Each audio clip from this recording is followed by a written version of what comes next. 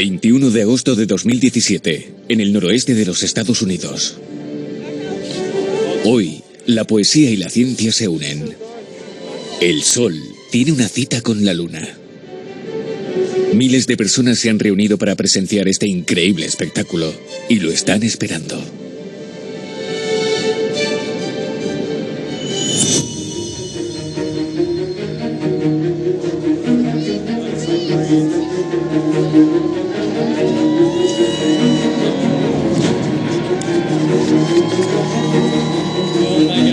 Empieza el eclipse total. La luna se mueve poco a poco hasta esconder el sol. Tan solo dura unos minutos, pero esa momentánea oscuridad paraliza la naturaleza. Todo se detiene. Los animales se enmudecen. La temperatura desciende. La Tierra aguarda el regreso de su estrella.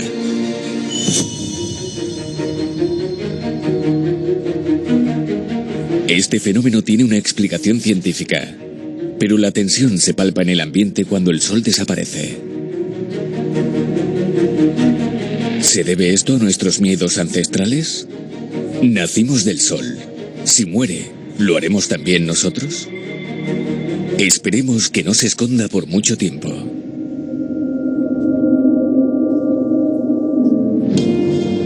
Nuestro planeta, el aire que respiramos, nuestra morfología, nuestro color de piel, nuestras religiones, nuestras ciencias, en definitiva, nuestra identidad ha sido configurada por esa todopoderosa estrella a lo largo de millones de años.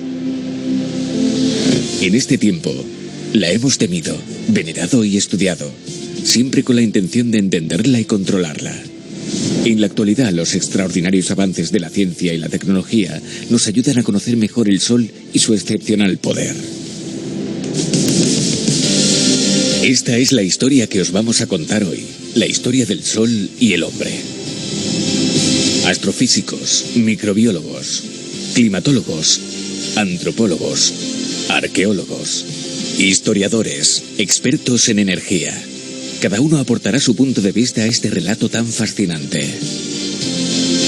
En este viaje nos adentraremos en descubrimientos asombrosos en los que confluyen distintos campos de investigación que están decididos a entender el vínculo tan especial que nos une al Sol. Para ello, remontémonos al principio de esta historia, a los orígenes de nuestro planeta. El Sol y el hombre.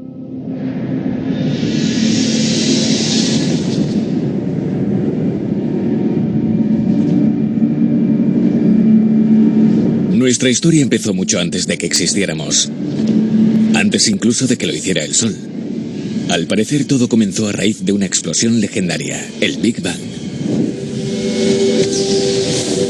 Puede que el Big Bang no fuera solo una explosión, sino el principio de la expansión del universo hace unos 13.800 millones de años. El universo era denso y caluroso, pero tras la explosión se enfrió y empezó a estructurarse.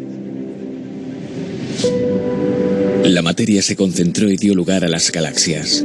Los primeros elementos químicos, principalmente hidrógeno y helio, se unieron en enormes nubes de gas, las nebulosas. Y entre esa multitud de galaxias nació la nuestra, la Vía Láctea, la cuna de nuestro Sol.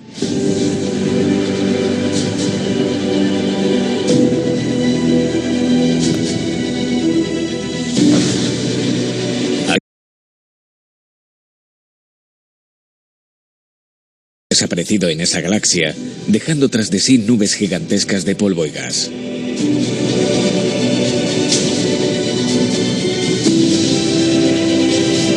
Y en una de esas nebulosas, en un extremo de la Vía Láctea, estaba a punto de nacer una nueva estrella.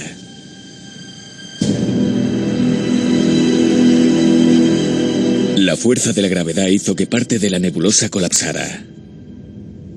Así se formó el Sol en una nebulosa a causa de un colapso. Este fenómeno se produce porque los gases chocan entre sí y crean un objeto central.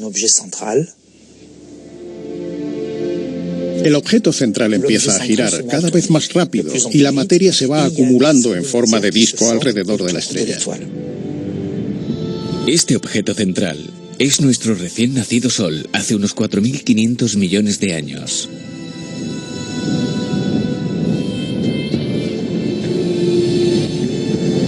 Era muy brillante.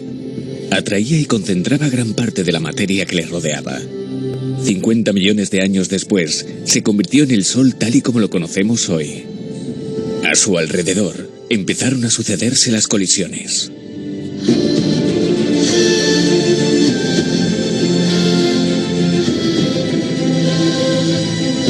La poussière, par agrégats, va finir par former des petites pierres qui vont... El polvo acaba formando pequeñas rocas que se aglutinan unas con otras y dan lugar a objetos cada vez mayores. Se coller les uns aux autres et former des objets de plus en plus gros.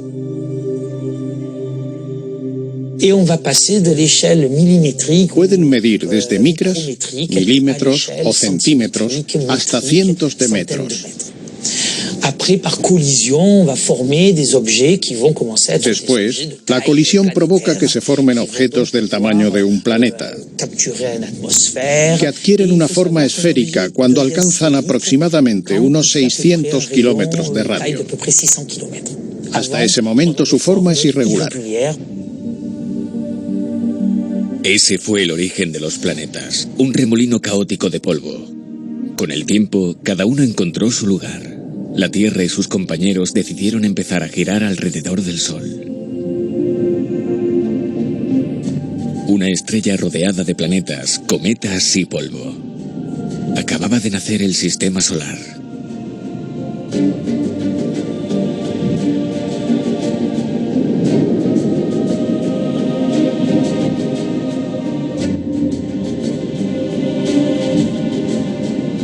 Todo estaba listo para que la Tierra creara vida. Aparte de gravitar, la actividad principal de las estrellas es emitir luz. Son cuerpos celestes y luminosos y el calor que desprenden es imprescindible para el desarrollo de la vida. La Tierra se encuentra en un lugar privilegiado. Está en la zona habitable del Sistema Solar, a la distancia perfecta del Sol, lo que permite que haya agua en estado líquido en su superficie, ingrediente indispensable para el desarrollo de la vida. La zona habitable se extiende desde Venus hasta Marte. Venus orbita en la región más calurosa y Marte, que está más alejado, orbita en la región más fría. La Tierra tiene la buena suerte de estar en la región templada.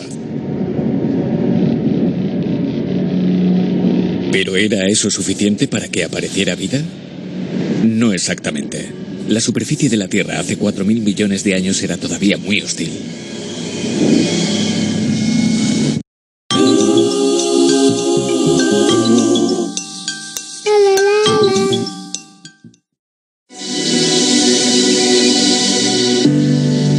¿Por qué cambiar a un eléctrico? ¿Por qué ahora? Porque es el momento de vivir con más libertad, de llegar más lejos y más rápido. Y porque es un Volkswagen. Por fin ha llegado el coche eléctrico para todos. Descubre el nuevo ID.3. 100% eléctrico, 100% Volkswagen. Volkswagen Way to Zero.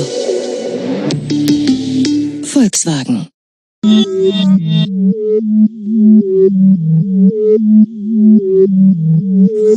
En Relax presenta Cosas que pasan, llamadas con interferencias, trabajo sin fin, noticias que esperas y no llegan. No puedes controlar lo que pasa, pero sí cómo te afecta. Relájate con un comprimido al día y vive más en Relax. Comer mejor es fácil con Burgo de Arias.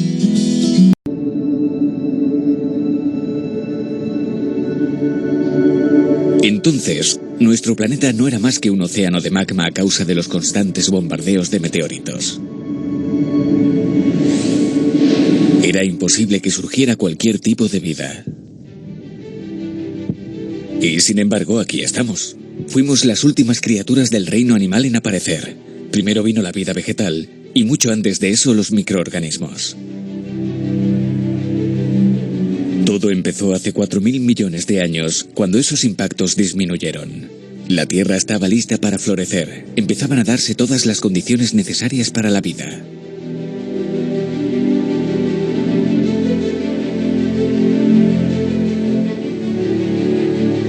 Too bright. El microbiólogo estadounidense David Ward ha estudiado durante décadas las primeras formas de vida que aparecieron hace más de 3.000 millones de años.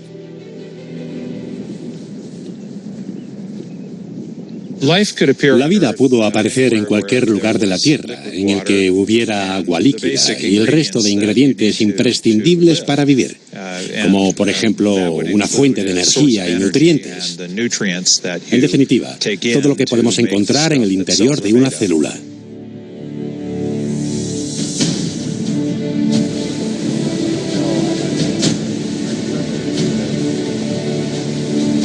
Para poder entender cómo evolucionaron los primeros microorganismos y cómo algunos de ellos utilizaron la energía solar para desarrollarse, David Ward se ha centrado en estudiar las bacterias que más se parecen a las que surgieron hace millones de años.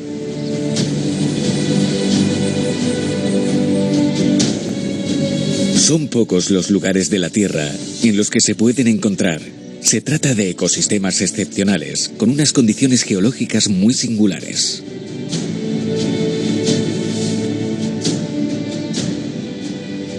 Hemos venido hasta este lugar porque creemos que aquí hay microorganismos que han heredado las mismas características que tenían las primeras bacterias que surgieron en el proceso evolutivo.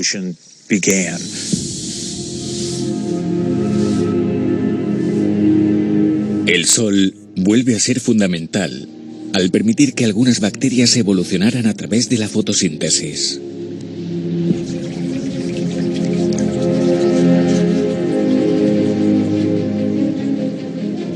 Cuando un organismo hace la fotosíntesis, utiliza la luz como fuente de energía. Y los nutrientes más simples se convierten en estructuras más complejas que dan lugar a nuevas células. Aproximadamente hace 2.500 millones de años aparecieron las cianobacterias, que consumían agua y expulsaban oxígeno. Un hecho revolucionario que cambió la superficie de la Tierra.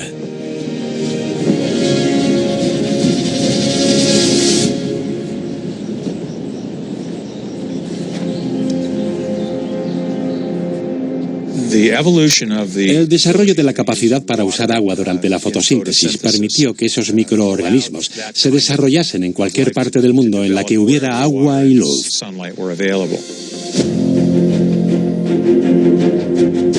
Las cianobacterias aprovecharon al máximo esta situación y colonizaron la Tierra. Su proliferación provocó que la atmósfera se llenara de oxígeno.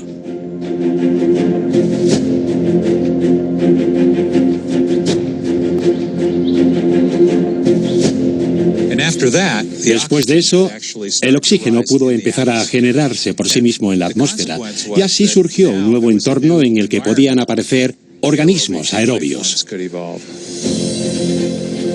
El agua fue el primer lugar en el que muchos microbios y otras formas de vida más complejas se adaptaron a la presencia de oxígeno. De ahí descienden las plantas.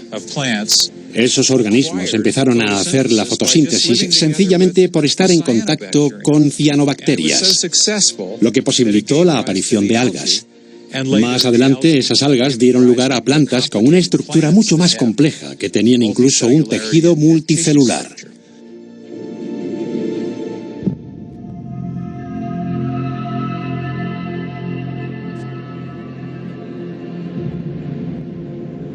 Aunque la atmósfera de nuestro planeta tenía oxígeno, la vida todavía no era capaz de proliferar en la superficie.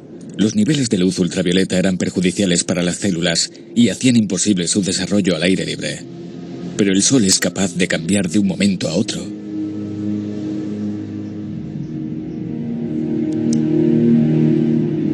En la estratosfera, a unos 10.000 kilómetros de altura, la luz ultravioleta ya no tenía la fuerza suficiente para romper las moléculas de oxígeno. Los átomos de oxígeno eran libres y podían unirse a esas moléculas. Esto dio lugar a la aparición de unas nuevas moléculas formadas por 3 átomos de oxígeno que se extendieron por todo el planeta. Así nació el ozono. Formó una capa cada vez más gruesa que se convirtió en un filtro para los rayos ultravioleta. Ese escudo hizo posible que surgiera vida en la Tierra y sirvió para protegerla. La existencia de una capa que reducía la exposición a los rayos ultravioleta en la superficie hizo posible que la vida pudiera comenzar a desarrollarse también en el medio terrestre, además del acuático. La vida estaba lista para conquistar el planeta. Después de las plantas, los líquenes y los musgos, los helechos invadieron la superficie terrestre hace unos 400 millones de años. Trajeron consigo entornos aptos para los primeros animales, escorpiones, ácaros, arañas. Luego llegaron los reptiles, los dinosaurios y finalmente los primeros mamíferos hace poco más de 200 millones de años. Su origen se remonta al inicio de los tiempos y su reino es tan inmenso que escapa a nuestro entendimiento. El Sol es el creador de todo lo que existe en este prodigioso sistema que bien merece llevar su nombre. Gracias a él, los primeros humanos llegaron a la Tierra. Pero ¿cómo ocurrió esa evolución? ¿Cómo pudo el Sol dar lugar a los seres humanos? Para entenderlo, tenemos que retroceder unos 2 millones de años, un periodo en el que nuestros antepasados comenzaron a abandonar las selvas africanas para explorar nuevos territorios bajo el sol resplandeciente. El antropólogo Alain Froment nos va a explicar esta etapa crucial de nuestra evolución aquí, en el Museo del Hombre de París.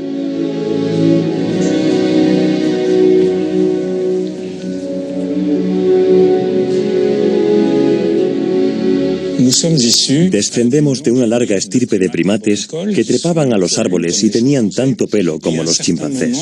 En algún momento debimos abandonar la selva para adaptarnos a vivir en la sabana, un nicho ecológico accesible.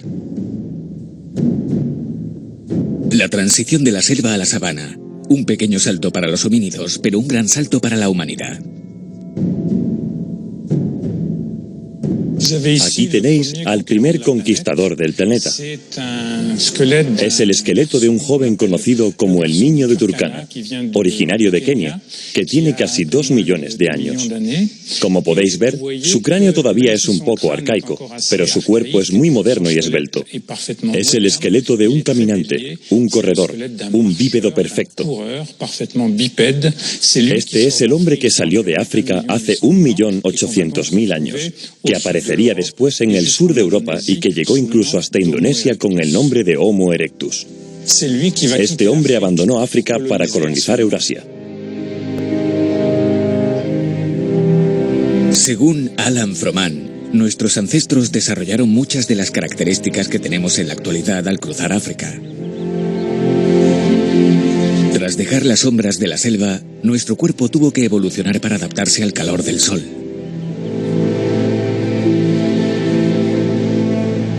El sol incidió directamente en nuestra anatomía. Nos vimos en la obligación de deshacernos del pelo que cubría nuestro cuerpo para poder adaptarnos a la sabana. Como animales, necesitamos mantener una temperatura corporal estable de 37 grados, aunque fuera haya 45.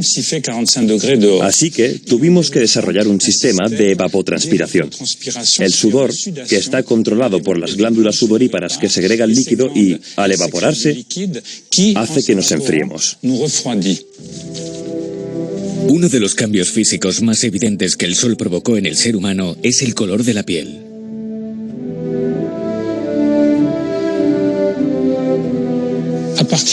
Cuando nos asentamos en la sabana y perdimos el pelo que nos cubría, estábamos totalmente expuestos a la potente radiación del sol.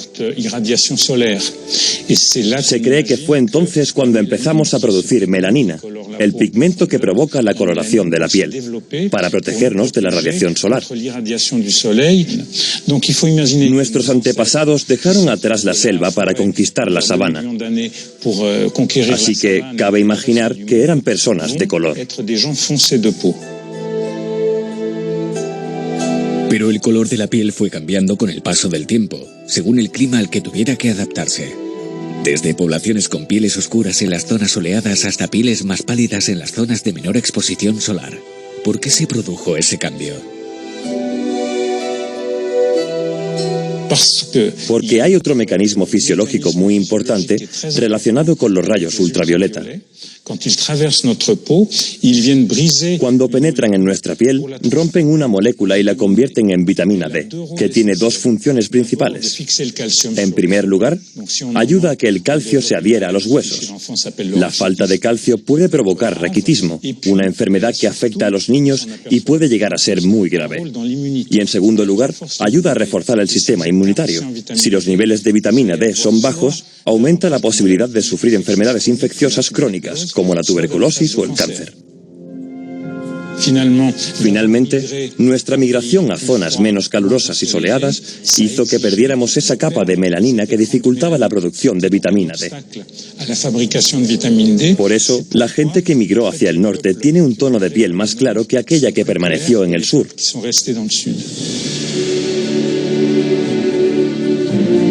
La temperatura externa también provocó algunos cambios en nuestra morfología durante nuestra andadura por el planeta. En climas fríos, el cuerpo tiende a ser más robusto para limitar la pérdida de calor, mientras que en climas cálidos, el cuerpo necesita una gran superficie de piel que le permita sudar y refrigerarse. Por eso las personas que viven en zonas calurosas suelen tener una silueta más esbelta, extremidades más largas y menos grasa corporal. Y el rostro también tuvo que adaptarse. Por ejemplo, las personas que viven en climas calurosos pueden tener la nariz bastante grande, lo que hace que el aire caliente les entre directamente en los pulmones. En los climas fríos, sin embargo, la cavidad nasal tiene que calentar y humedecer el aire que se respira para evitar enfermedades como la bronquitis u otras infecciones respiratorias que tienen una alta mortalidad en los niños. Y nuestro pelo también sufrió cambios para poder protegernos. En África, donde la radiación solar es muy intensa, la gente suele tener el pelo muy rizado. Pero cuando migramos a otras zonas, perdimos esos rizos y recuperamos el pelo liso, que es el rasgo que caracterizaba a los chimpancés.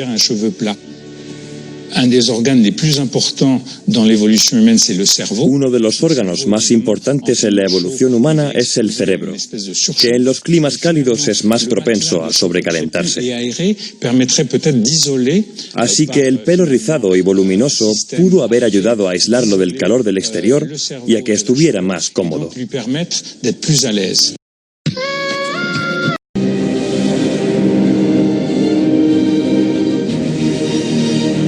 Por eso los seres humanos tenemos aspectos físicos tan diferentes. Porque el Sol nos modificó a lo largo del tiempo a través de su luz y su calor que moldearon nuestro planeta y su clima.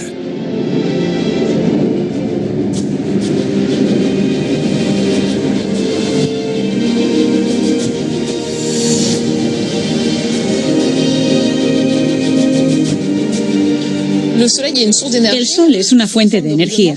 La radiación que emite llega hasta la capa superior de nuestra atmósfera.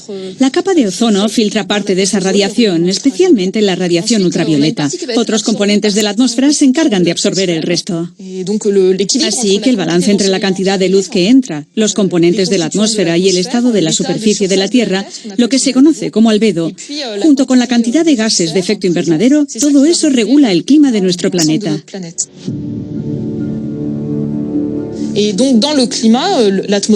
Los océanos se encargan de distribuir el calor, sobre todo llevándolo de las zonas cálidas del Ecuador a las zonas polares. Y su constante movimiento, su dinamismo, es la causa de que exista una amplia variedad de climas a lo largo de la superficie terrestre. La relación entre el Sol y la Tierra es un ciclo perfecto que hace que el mundo siga girando. Sin embargo, este enorme sistema del que el ser humano forma parte es inestable.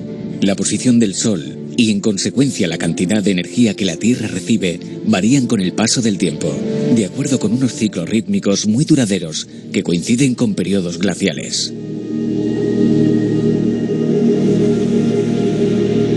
Si retrocedemos 1 millón de años en el tiempo, el clima de la Tierra estaba caracterizado por glaciaciones frecuentes, pero poco intensas, más o menos cada 40.000 años. Desde entonces, las glaciaciones se han vuelto mucho más intensas y duraderas. De media han durado en torno a los 100.000 años.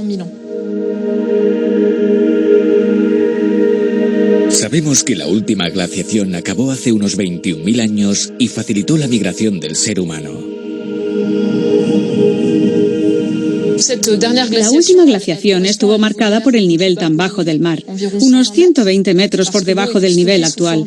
El agua se concentró en enormes casquetes polares que se extendían sobre todo por Europa y Norteamérica. Como aumentó la superficie sólida de la Tierra, era mucho más fácil cruzar de Indonesia hasta Australia, por ejemplo. También se podía cruzar a pie el estrecho de Bering.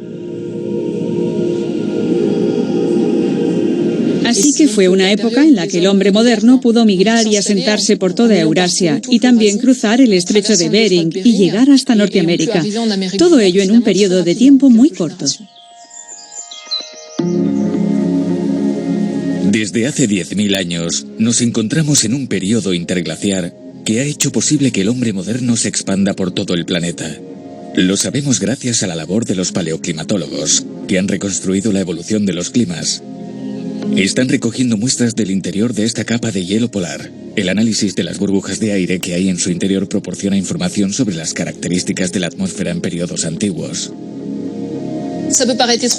Por increíble que parezca, aunque la Antártida es una zona despoblada, los datos obtenidos ahí se pueden aplicar a otras zonas y sirven para recabar información sobre los climas antiguos. En zonas tropicales, por ejemplo en África, el lugar donde aparecieron las primeras especies de seres humanos, los ciclos glaciares e interglaciares estuvieron marcados por la alternancia de periodos secos y húmedos, que moldearon la vegetación, el entorno y los recursos que estaban a disposición de los primeros homínidos y sus descendientes.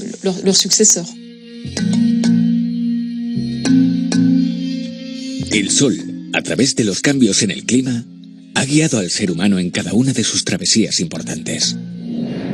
Le permitió atravesar zonas que ahora son desiertos áridos, pero antes eran muy distintas, e incluso asentarse en zonas que en otras épocas fueron inhóspitas. Los científicos no dejan de investigar el pasado climático de nuestro planeta. En la década de los 90 fueron capaces de describir las variaciones ocurridas a lo largo de 800.000 años. Ahora quieren retroceder todavía más en el tiempo. En noviembre de 2016, 14 instituciones europeas comenzaron un proyecto en la Antártida con el objetivo de estudiar un periodo de 1,5 millones de años. El estudio de las antiguas variaciones del clima nos aporta información sobre la evolución del hombre y nos ayuda a predecir lo que nos depara el futuro. El Sol está encargado de dirigir la evolución de nuestros cuerpos, nuestro entorno y nuestra expansión por el planeta. A pesar de la distancia, forma parte de nosotros, tanto como la tierra que pisamos cada día. Cuando el Homo sapiens, el hombre moderno, empezó a asentarse hace unos 10.000 años, ya era un experto en observar las estrellas. No importa el lugar en el que nos encontremos, siempre creamos un vínculo profundo con nuestra estrella, con la luz que marca el ritmo de nuestros días y nuestras noches, que nos calienta, que hace que las plantas crezcan y los animales se reproduzcan y que tanto echamos de menos cuando se esconde y deja paso a la desapacible noche. ¿De dónde consigue tanta potencia? ¿Cuál es su fuerza motriz? Las sociedades primitivas intentaron responder a esas preguntas. Yael Nacel, astrofísica en la Universidad de Lieja, en Bélgica, está especialmente interesada en lo que ella denomina astronomía ancestral.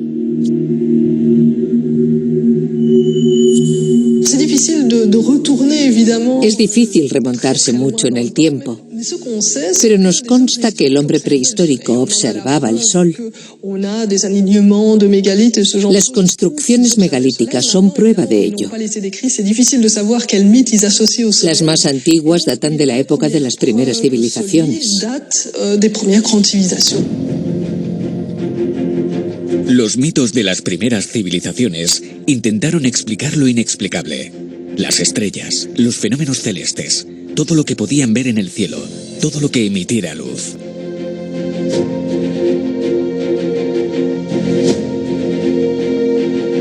El Sol suele estar acompañado de un vecino que pasa desapercibido en la inmensidad del cielo, la Luna. Parece que tienen el mismo tamaño, pero el Sol brilla más que la Luna. ¿Por qué? Cada cultura tiene su propia respuesta.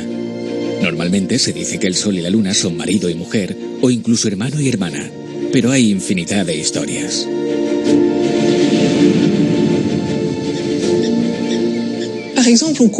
Por ejemplo, en el Congo cuentan que la luna y el sol eran igual de brillantes, pero hacía demasiado calor en la Tierra. Así que dicen que el sol se apiadó de los hombres e invitó a su compañera a darse un baño juntos. Él fingió tirarse al agua y ella, despreocupada, hizo lo mismo, pero el pantano apagó su brillo. Y así nació la luna. En Vietnam hay otra leyenda que habla del sol y la luna. Pero, según esta historia, la luna era más brillante. El calor era realmente insoportable y un héroe vietnamita quiso ayudar a su pueblo. Así que subió a la cima de la montaña más alta para asustar a la luna y ésta se alejó. Por eso ahora no desprende tanta luz y parece menos brillante. El brillo y el poder del sol hicieron que el hombre lo considerara el creador de todo, y a raíz de ese mito comenzaron a venerarlo.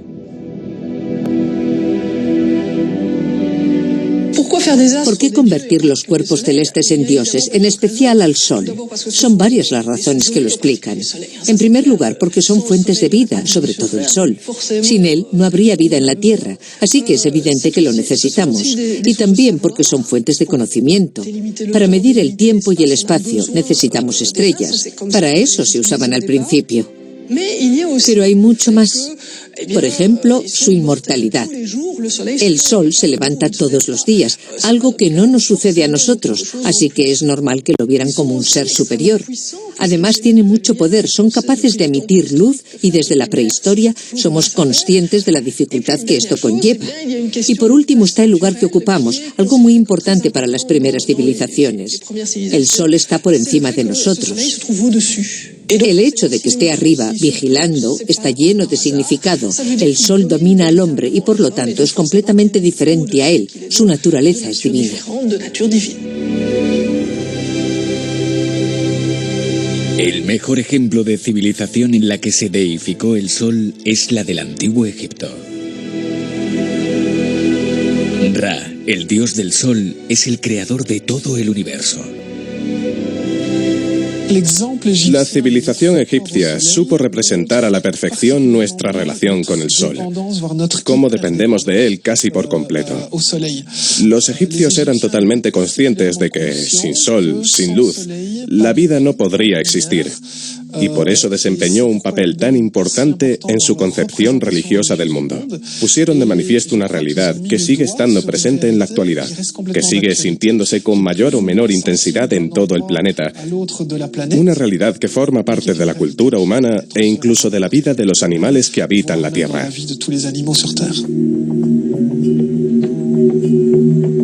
Para los egipcios, el sol era la divinidad creadora de su panteón. Y por supuesto estaba claramente vinculado al Nilo.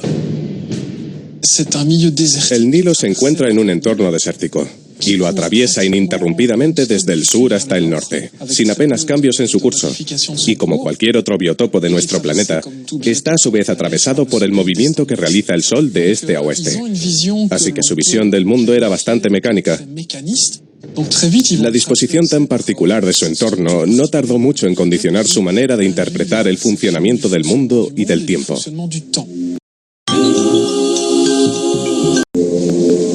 Por ejemplo, ¿cómo explicaban los egipcios que el sol desapareciera todas las tardes por el oeste y que volviera a salir por el este cada mañana?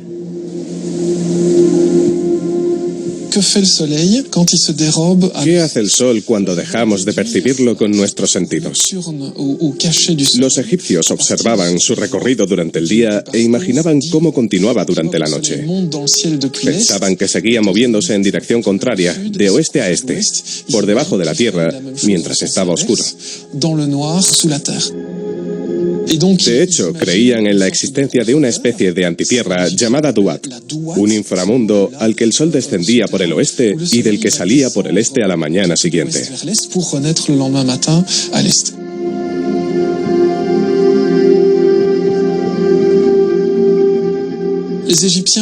Los antiguos egipcios vivían en un entorno dominado por el Nilo y el cielo azul. Así que para ellos era como si el sol cruzara el Nilo celestial en una especie de barca. Por eso, también creían que en el inframundo debía haber un Nilo subterráneo, y mientras el sol lo cruzaba en su barca, tenía que pasar una serie de pruebas que le permitieran salir al exterior a la mañana siguiente. El sol siempre regresa triunfante. Cada mañana se levanta para llenar la tierra con su luz. Es omnipotente.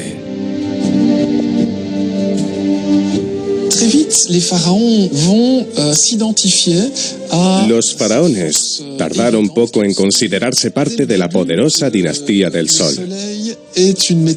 Desde el principio, los reyes utilizaron el Sol como una metáfora de su propio poder, que cada vez era mayor. Hubo una etapa muy importante durante la Cuarta Dinastía.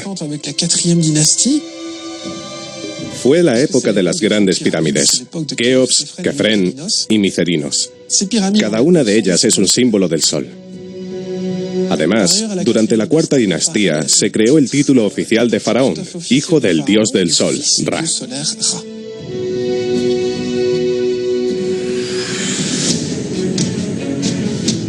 Con Amenhotep IV, más conocido como Ajenatón, el culto al dios del sol, el creador de todo, alcanzó su máximo esplendor. Se convirtió en el dios supremo, en el único dios.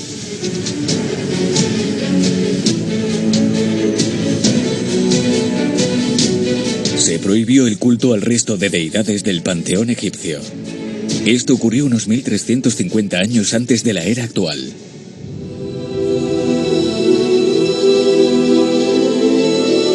Es evidente que el rey tuvo que hacer frente a algún tipo de oposición por parte de su propia élite, y esto le obligó a reinventar el concepto de dios del sol.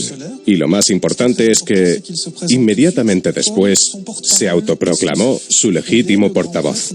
Era el mayor representante de Dios en la tierra, el único capaz de interpretar su voluntad.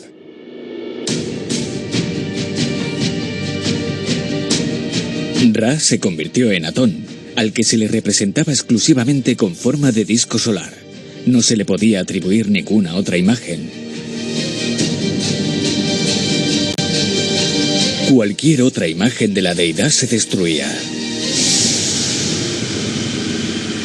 Se derribaron todos los tejados de los templos egipcios tradicionales. A partir de entonces, todo tenía que permanecer abierto para que el sol pudiera entrar al lugar de culto a través de sus rayos. Estos representaban la presencia de Atón en la tierra y en el templo. Ajenatón impuso el culto único al dios del sol. Pero este desapareció con él. Tras la muerte herética del faraón, el pueblo egipcio acabó con su legado.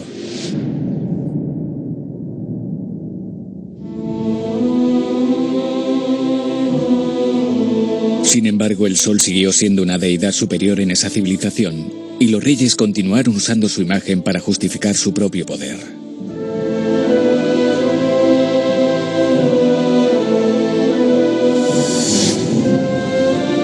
Después de tanto venerar y contemplar a su estrella, los hombres empezaron a entenderla mejor. Puede que la observación del sol sea una de las ciencias más antiguas de la humanidad, y la sabiduría que adquirimos gracias a ella es inmensa.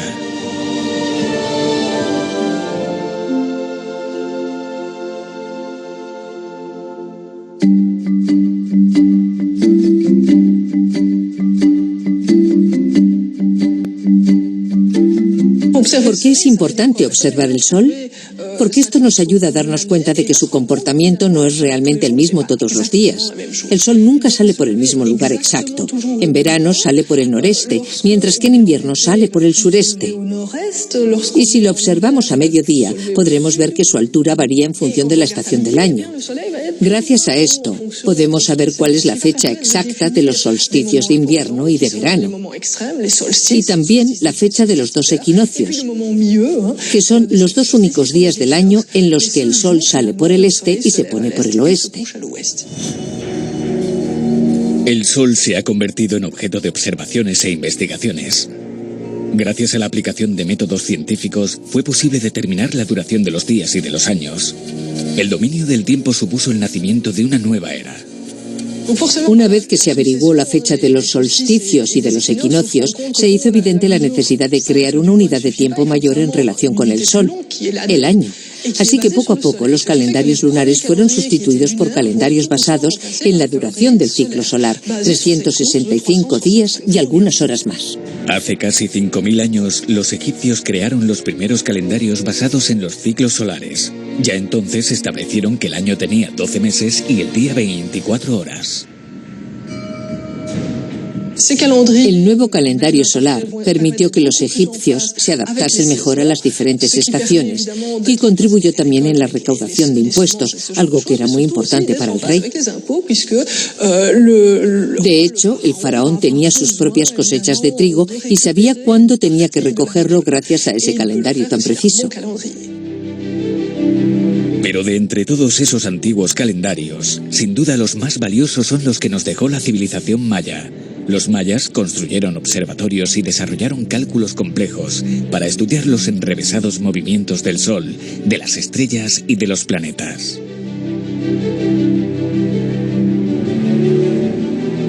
Gracias a sus códices conocemos los modelos aritméticos que utilizaban para relacionar los ciclos de los diferentes cuerpos celestes. Pero no fueron los únicos que hicieron algo así. Otras civilizaciones como Mesopotamia, la antigua Grecia, la civilización islámica o la China también fueron muy importantes. Con el paso del tiempo, el ser humano ha sido capaz de expandir los límites de la naturaleza y los suyos propios. Ha sido capaz de controlar y entender fuerzas extraordinarias. Y en todo ese tiempo, el Sol ha estado ahí para acompañarlo, ponerlo a prueba y desafiar su capacidad para pensar y actuar. Después de ayudarnos a descubrir el tiempo, nos llevó a descubrir el espacio exterior y sobre todo a saber gestionarlo y dominar sus peligros. A partir de ahora, ¿nos ayudará nuestra estrella a superar los retos venideros? ¿A proteger nuestro planeta? ¿Será su energía fuente de vida la clave para nuestro futuro? El Sol nos atrae con la misma fuerza que un imán, así que nunca dejaremos de intentar entenderlo, con la esperanza de poder responder esta pregunta universal: ¿por qué gira la Tierra?